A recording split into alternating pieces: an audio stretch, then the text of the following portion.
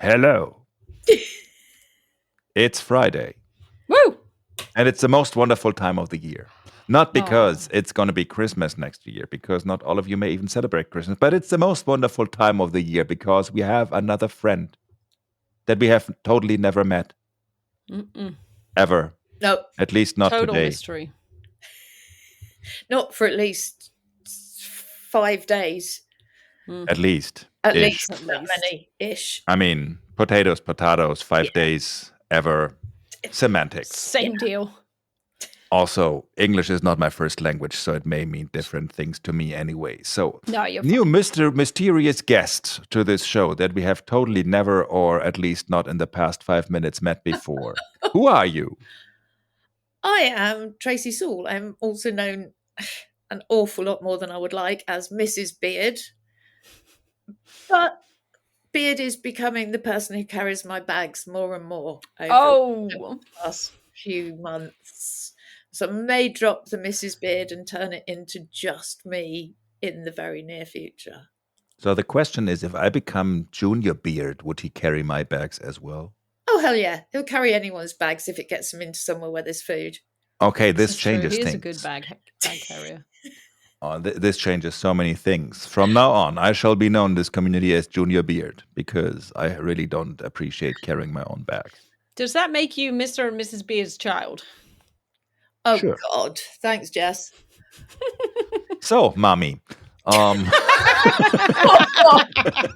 This has gone downhill rapidly. Perfect. 2 minutes and it's already gone this far. Okay, great. Yes, son, go on, talk to me. would you mind telling Aunt Jessie and me what your favorite data thing is?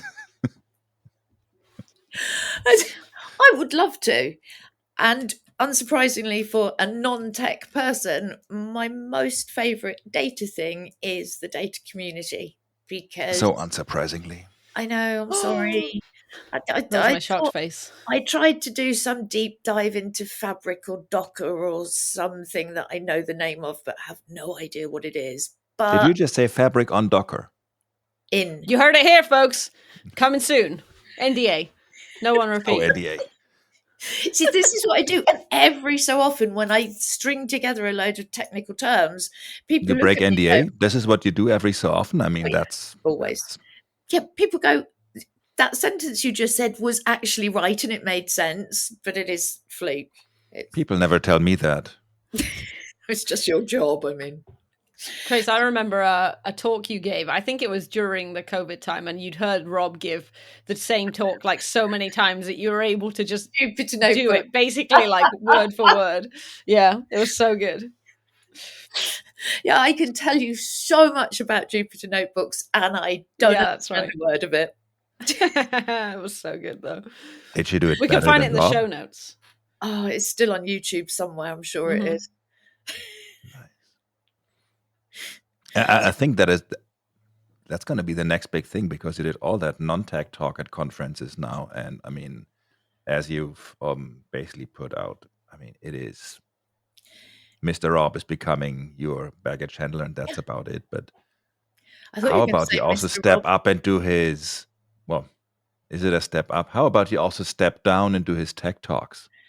So I'll have you know that in the past 18 months, I have not only co-presented a tech talk with Rob twice, both times it was in German. So I think I've done that particular bit of stepping up. Yeah, as if it wasn't hard enough to do a tech talk. You're like, I'll do it in my second language. Yeah. Sure. Why not? And I talked about Fabric on stage at FabCon, also with Rob, where we did the most illogical thing that you could possibly do with Fabric. But we were completely overshadowed by this guy with glasses and a beard and that lovely Mr. Lato. Yeah. So the thing is, with Fabric, it's not fair if you say you co-presented on Fabric with Rob because he also doesn't know a thing about Fabric. So that is different. Oh, now I'm in my happy place. Hang on. Hey, Dad. Oh, this got weird. Oh, that's so going to stick. It was bad enough when Yap did it because Yap is young enough that you kind of go, yeah. Oh dear. Did you just call me old? I was going to say, uh-oh. Well, the term is relative, isn't it? I think I'm probably calling me Rob. You just called me old. Yeah, a bit. Anyway, before we get too offensive and our guests fall out with our hosts and never gonna happen. Ben runs away from home. Trace, what's your favorite non-tech thing? So my instant and obvious answer is going to be the horses, the sheep, the cats, anything that is non-human, because those are the things I would say that keep me sane, but that's questionable at best. How's that working out for you? Yeah, not well. Not well. I'm yet to meet a psychologist or a psychiatrist who is sane. By definition, we are all a little bit bonkers. But having watched Alice in Wonderland yesterday, as Tim Burton said, all the best people are. I like that. So my animals are my safe place. That's where I do most of my critical thinking. You'd be surprised how critically you can think when you're picking up horse poo in the rain and a force 5 gale blowing across your waterlogged fields. Selling this, aren't I? Yeah, all the best things happen there. I know, right? I'm still not sure if we talk metaphorically or literally, but literal poo. Oh yes, yes. Nice. Also, I feel like that was a very broad answer for what's your favorite non-data thing? Anything non-human. Yes. So, however, we did not have that answer yet before, and we already agreed before multiple times that people are indeed the worst. So true. I'm going to lean to allowing it. Yeah, people are so sausage. I also got an incredible video just maybe a few days ago of your sheep Geep leaping and zooming around the field. So I can see why they would bring some joy. Oh, they all had zoomies, and there is nothing funnier. I have a sheep who is called Stupid Sheep, and she is called Stupid Sheep for a very good reason. Because she's a stupid sheep? And that's a pretty low bar. Sheep are not blessed. Connecting the dots. Yeah. Well done, Ben. Yeah. You're learning. No. She had a very, very beautiful lamb in the summer that she forgot. So she'd happens to the best of us. Park it somewhere, and she'd be, 6 acres away, and there'd be this lamb just sitting there going, meh! Oh God, where's she gone now? You'd take the lamb to her, and she'd go, yeah, that's mine, and then she'd walk off and leave it again. But she is incapable of running, and she has to do very cartoon leaping, and it's hysterical. It is absolutely hysterical. So yeah. That's where my sanity comes from. Sheep doing zoomies around the field. Stupid while sheep. Abandoning their lambs. Yes. I can totally see that's so sane. Yeah, pleases me massively. Okay. Moving swiftly on. I quite like cycling with the beard as well. Yeah, he is on my list of people that I will tolerate being around. Okay. I was fine with allowing animals as a very broad, but still one answer. All right. Adding the cycling to it, Sorry. I do not see how we can make that one thing with the animals. Well, maybe she's cycling to the animals. We do quite often cycle to the animals and then cycle off somewhere else. So there's a very adjacent answer. Yeah. It is really not. Okay. Oh. Check the rules. It's out. No cycling. I don't make the rules. It is what it is. However, Trace, I got a bonus question for you. Since you consider yourself tech adjacent, where do you stand on digital home assistants? Wow, a very specific question. So never saw that coming. We all understand that AI is going to take over all of your jobs. We also understand mine is quite safe. When is that happening? Oh, I don't know. It's imminent, apparently. Okay, we should book that holiday, Ben. Let's go. I mean, our home assistant using cameras, which we then presented with fabric and all of that malarkey, did also identify our barbecue as a car consistently for about 6 months. So I'm pretty sure AI is working on it. Oh, and when we're talking about your home assistant, we are talking about AI, not about Rob. He's the bag assistant. Yes, yeah, he is just the bag carrier. But he takes the bags out of the home, which is good. This is what got me confused. Yeah, and Home Assistant does connect to all of the smart tags in all of the bags and the bikes and the suitcases and the wires, cables, bags, so that we know where everything is. So the Home Assistant keeps track of your bag assistant? Yes. Home Assistant is also the bane of my existence. There are things that I'm sure Rob will have told you about that he's delighted about, that he's automated, like the dehumidifier turning off if a door or a window opens, and the fact that the washing machine loudly announces via Alexa to me that the washing machine has finished. These seem useful. Until I've opened the door and emptied it. However, Rob cannot see the irony that, see, there's a thing up here on the wall behind me. This is one of those things that if it was dark in here, you moved it and it made it light. And if it was too light in here, you moved it in the opposite direction, it made it dark again. That's obsolete. That does nothing. That's just there for decoration. Rob has put a 3-way switch, which turns some of the lights on in some of the scenes, and it's a hue switch, so you can make them different colours or turn them up or turn a particular watch TV theme on, which is great. Apart from one slightly minor issue, we live in the countryside and power cuts are not unusual. We had one on Friday. Oopsies. And we have solar and a power wall. This is my one moment of nerding. So the power wall kicks in 0.7 of a second, but the UPS kicks in 0.3 of a second to keep the ubiquity flying saucer switchy things that go ping and have lights on going. And the two conflict with each other and they trip the entire fuse board out for about 20 minutes until the UPS goes, yeah, okay, I'll do what I'm supposed to do. And then it all goes, oh, you can have lights again. But the Home Assistant has automated everything. Like, there is not a single room in my house that is not somehow controlled by or affected by automations in the Home Assistant. All my plugs are smart, allegedly. All my lights are smart. Everything. Just my world. I see. I think it frustrates me mostly because I don't understand how to make it do the things I want it to do. So I'm still confused by the fact that you have some kind of tile or whatever on your wall that you can move and then the light goes on, because I got a switch on my wall that can make the light on and off. Yes, so that's what this one used to do. Very nicely, very easily. Just, light, not light. I was capable of working that one. I am incapable of working any of the other ones. But you don't need to, because they just come on when you need them. Yes. Unless there's a power outage, apparently, because it's all automated, but the automation needs light. And when there's no light, it gets scared in the dark. And when they're scared in the dark, they get hungry. And speaking of hungry, Trace, what's your favorite food? Oh, that segue. Beautiful. So smooth. Almost like you'd done that before. I didn't even feel it coming, and then it was there. I know. In your face. Game, set, and match to Benjamina. Baby Benjamina to you. Oh, baby Benjamina is a beautiful little girl.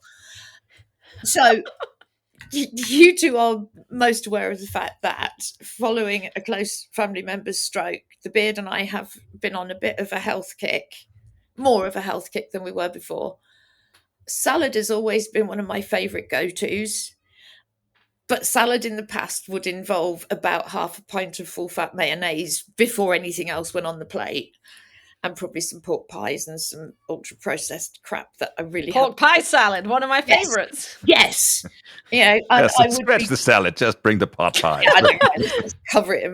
So I would feel quite virtuous. And then then